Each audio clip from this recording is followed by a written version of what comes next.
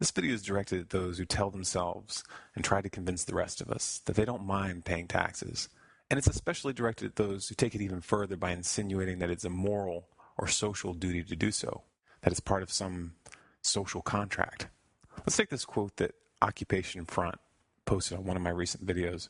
If you choose to live in a society with the rest of us, then you need to chip in and contribute. Part of that contribution includes money or taxes. Well, first of all, let's get really clear where the moral high ground really is. You talk of chipping in or contributing for the betterment of society, but that's a way of playing with words that obscures reality. It obscures the violence and coercion which is used to force others to chip in, whether they want to or not. Now, I happen to know where tax money has gone throughout the vast majority of human history, and I'm watching where your tax dollars are going right now. And I happen to not want to pay for those things. I don't want to pay for your wars. I don't want to pay for your torture facilities and your detention centers. And I don't want to pay the salary of some TSA goon who thinks he has the right to stick his hands down my wife's pants. I don't want to pay for politicians to live in luxury at my expense while flushing our rights down the toilet. And I don't want to pay the private central bankers interest on money that they created out of nothing. Maybe you do, but I don't. I don't want to pay for those things because those things are criminal. And chipping in for criminal activities is wrong.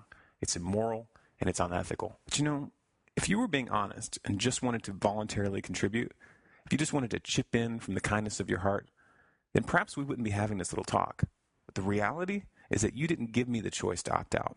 So don't pretend that this is an open and mutually beneficial arrangement in any way, shape, or form. In your world, we all have to obey because you obey. In your world, we're all bound by the quote-unquote social contract because you believe in the social contract. Well, I've got news for you.